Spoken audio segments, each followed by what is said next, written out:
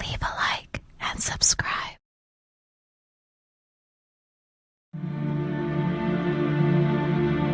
"10 years, 15 years, after 20 years I'm thinking, do I want to go back now?" And I thought, well, Mum's dead, the old man's dead, everyone's dropping dead, we've got to write a book. This is the true story about the twins. This is exactly what happened, because everyone thought there was, glamorising them and everything else and like villains, which they was. But they didn't know the side but we was. They was hiding their snidiness and their bullying. They was hiding it. And the three of them basically ran a team, and they made sure they used, abused, accused and confused everyone around them. You see, people say in the Krays time, all the doors and windows were open. The reason the doors and the windows was open, because there was nothing inside to take. The book has been written for total exposure on a legend that was not fabricated. These were not heroes. The book exists simply to show the truth.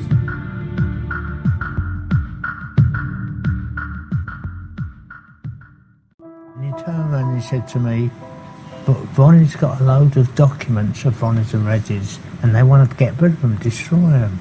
Can you get rid of them?" So I said, "Well," and that's when I said, "Bob," and you said, "Well, I could take them out of the sea out there and dump them in the sea." That's right. They said they're in two big holdalls, do you remember? Right, like sports holdalls. They must have been about this long, but they were like heavy handles and everything, and two of them, and then they could see they had struggles lifting them. Yeah. Go on. So all of a sudden, I said, "Well, Bob, could you do that for him?" So he said, "Yeah, I don't mind doing that." Yeah.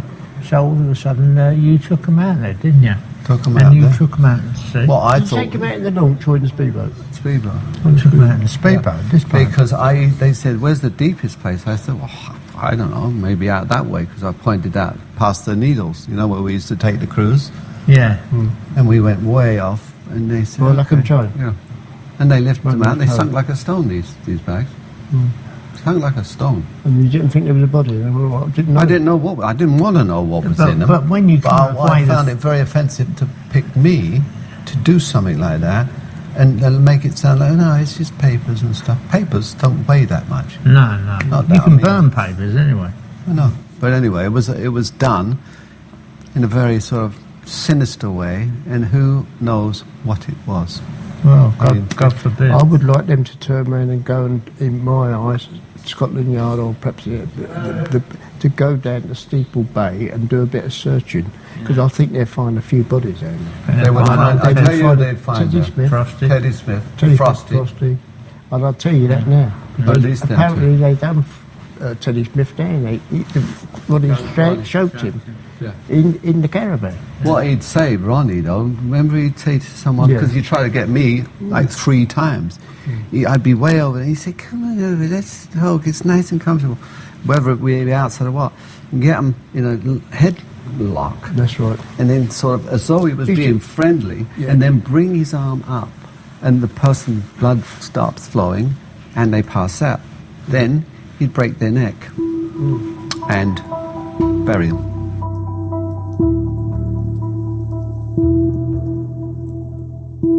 The build-up to Scotland Yard was when Ronnie grabbed Paul, little Paul, in the top of the pyramid of kids in that book. The top kid is Paul, and you can see he'd come over to see you and the kids. He used to pop They around. bring him in, and Ronnie started showing him a lot of affection. Said, "See on my knee, oh, you're a nice boy," and he's stroking him. And as soon as I saw that, I went. Now my decision to make a move was getting bigger in my head, so I'm saying, okay, and I said it to Christine, God bless her, if he makes a move, I'm going to kill him. And I had a gun in the kitchen on top of your fridge. I went in, Christine standing in the kitchen, she said, "Bobby, what are you going to do?" I had a clip of 6, I put one in the chamber, and I went back into the room. Ronnie's sitting there like that with Paul on his knee. And I'm thinking, I hope I don't miss and hit Paul. So I'm just sitting there like that. With the thing like this under my coat. And he's going, "Yeah, okay."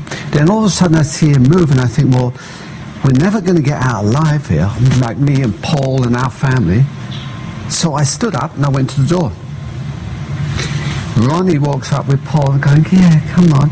And we're going to, and he says to me, we're going to lay down and we're tired. We're just going to lay down. I said, you're not. I was livid. I knew where he was coming from. This little kid, what was he, 12? 14? Yeah. 12. I said, no, Ron, you're not. And he went, you're silly, we're tired. And he'd go, oh, there's I'm just laying down, silly boy. Child, you got it. I said, no, that's not going to happen. Do you know what he did? I thought he was going to barge through, and I thought he was going to go out and then. Instead of that, he went back. And he looked at me, he must have sensed something, because he went back and sat down. Paul was sitting on his lap, and he actually looked like, to me, he was dozing. And I thought, if he makes a move, Christine in the kitchen before I left went, don't you dare, not in front of my kids. I mean, in our house, all this.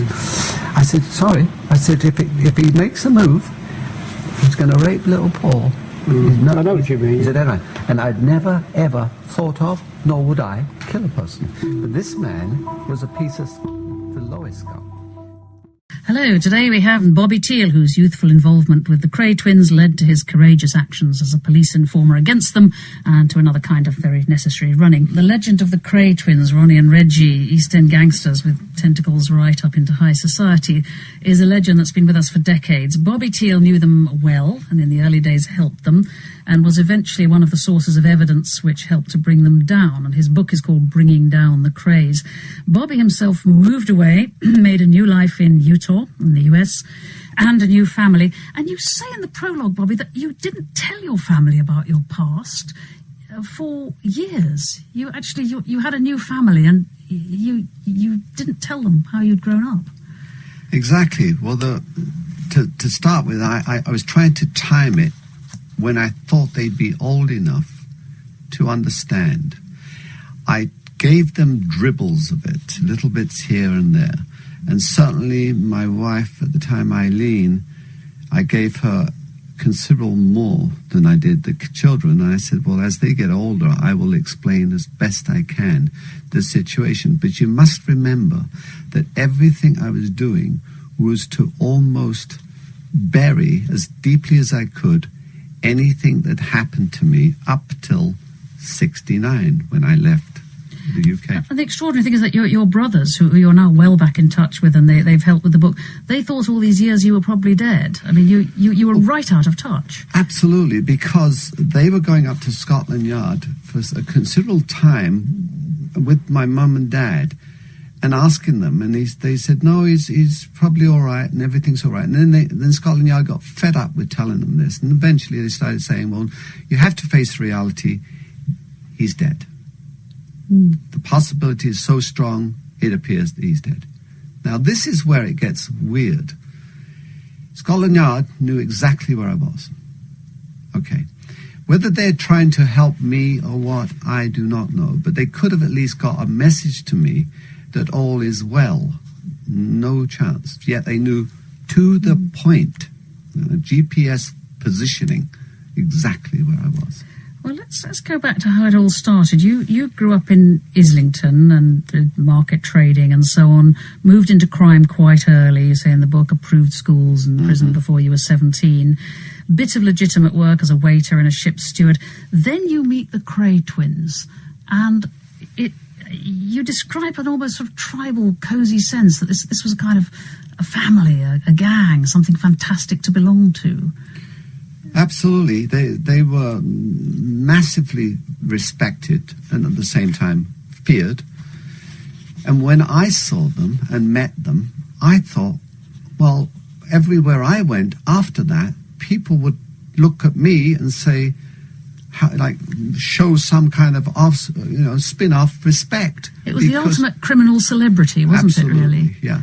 And the fact is, we knew such a lot of people in the West End at the time, in films and everything else, and a tremendous amount of very beautiful gay people, that we were part of it, so they wanted to be connected to us, Ronnie and Reggie especially connected to me because we seemed to be on the same page. But you must have known they robbed and killed and tortured.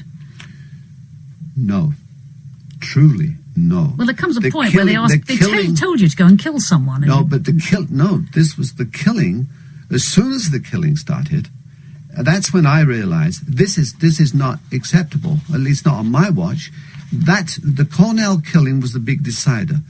Yes, they were villains. Yes, I'd heard a lot of stuff, but not really witnessed much. But they sent you out into the middle of the Solent in your boat to dump a suspiciously heavy, large bag.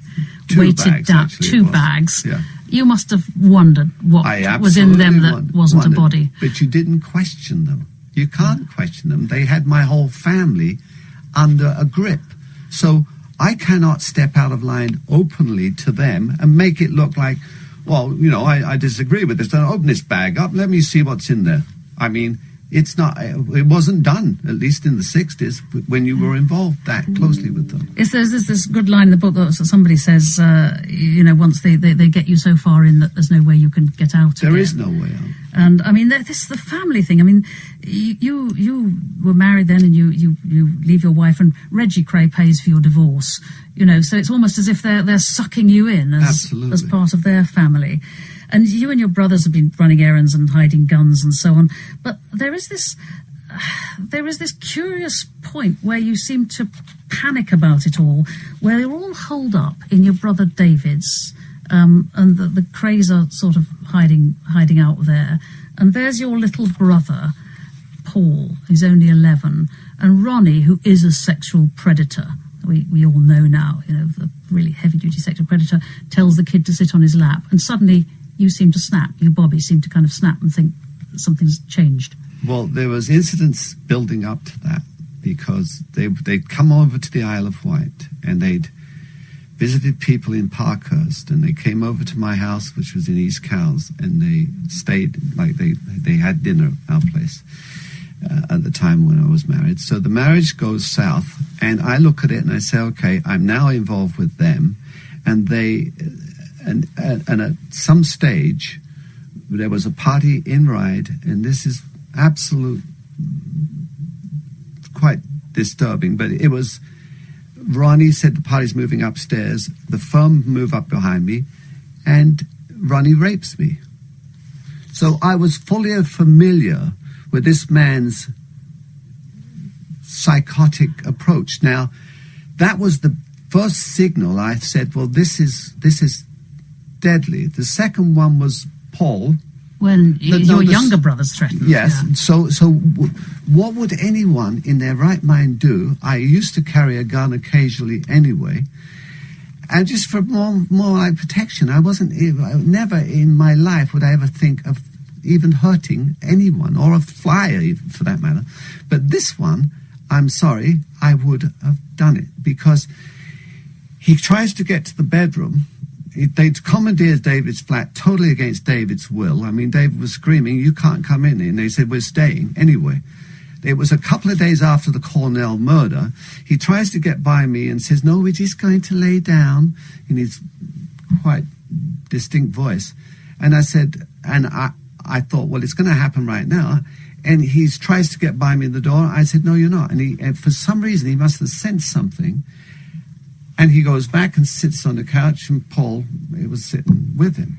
And then so I sit next to him, and I have the gun here, and I'm thinking, I'm going to hit Paul or something like that, because I had 6 shots in the thing, 1 in the chamber, and I'd gone and got it from the kitchen, and Christine, God bless her soul, is dead now. She said, oh, don't do this. I said, well, if he goes for this, if he tries to make this move, I have to. Then I'm thinking, they're all loaded, they're all tooled up, as they call it, and they've all got guns, and I'm thinking, this is going to be like an OK Corral type approach. It's ridiculous, but I'm going to go through with it. And Ronnie actually does begin to doze a bit, and Paul gets up and goes into the kitchen, and that was it. But these were all signals.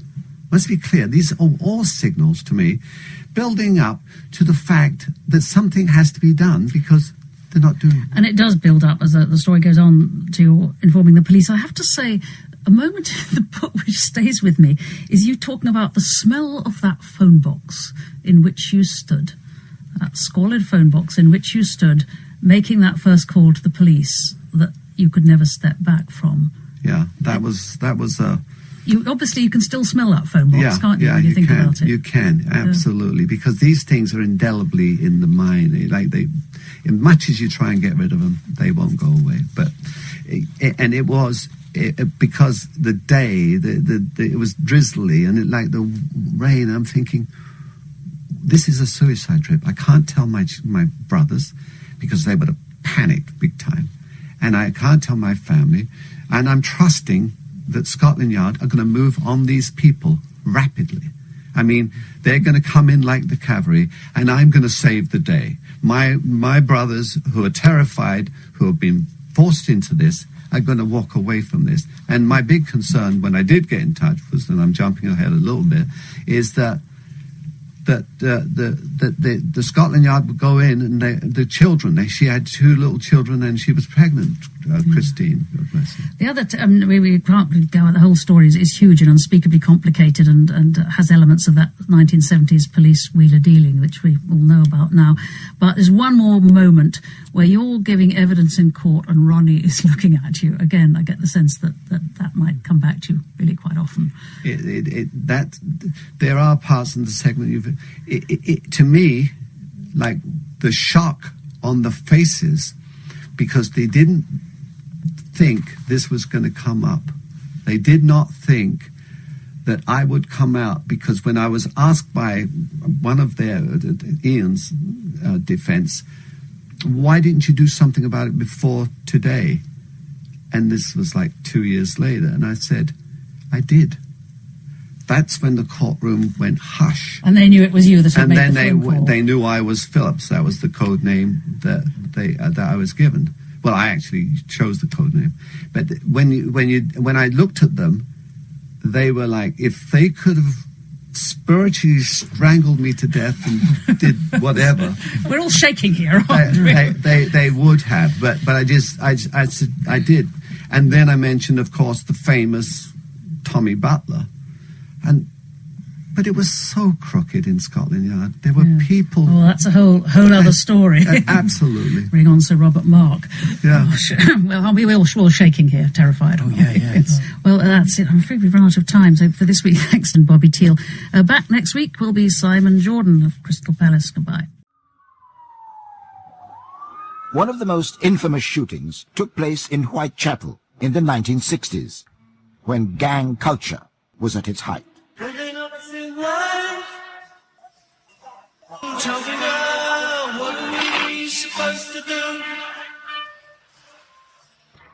you think anybody will ever be as big as the Krays were? No, never.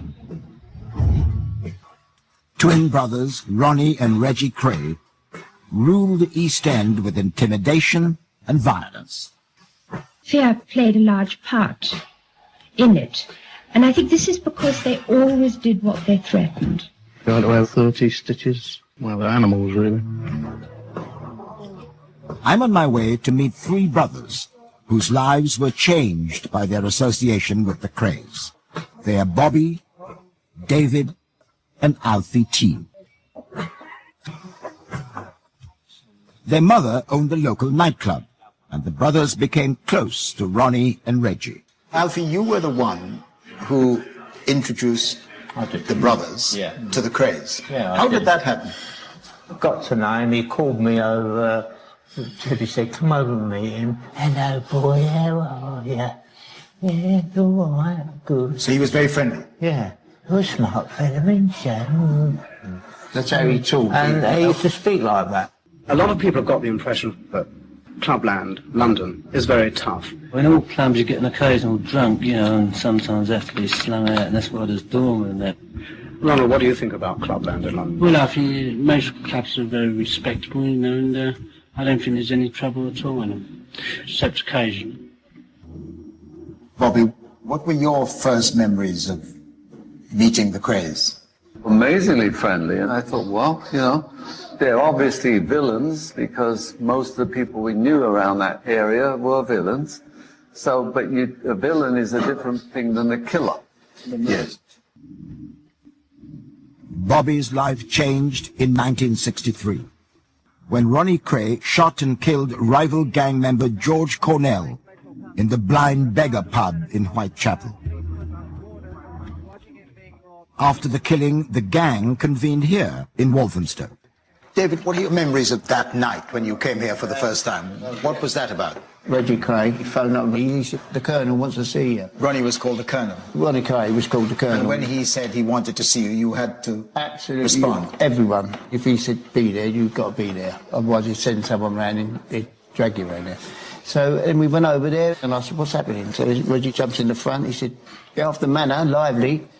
He said, well, he's just shot Cornell. He's just killed Cornell in the head. Best thing, he said, dead men can't speak. Who said that? Ronnie Kray said the best thing is dead men can't speak.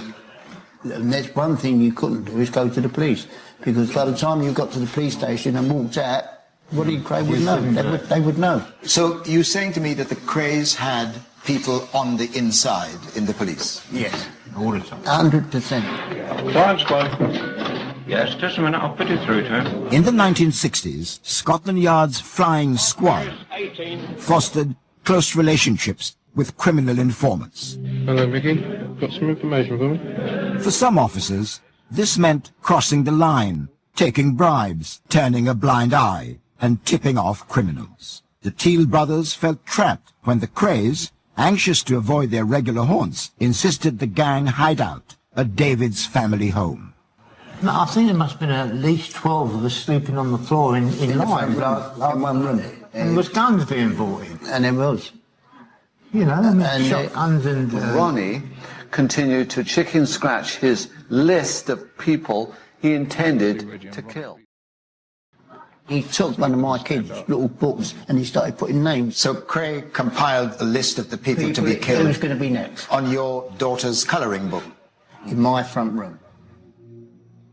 The siege continued for several days, and Bobby, the eldest brother, began to make a plan to get his family out of a critical situation. When did you begin to think that you couldn't allow this to go on forever? There was a couple of things happened that really put me on a track that I had to do it. I had to do something. One was when Ronnie was over on the Isle of Wight, there was a party going on. And basically, to put it in a nutshell, he said we were going upstairs to the party and it wasn't nothing to do with a party. He planned to rape me and he did. But I think the icing on the cake to the whole thing was when he made a move in David's flat on my younger brother. There was the key decision. Yes. That was it. The decision Bobby made would lead to his leaving the country and not returning for over 40 years.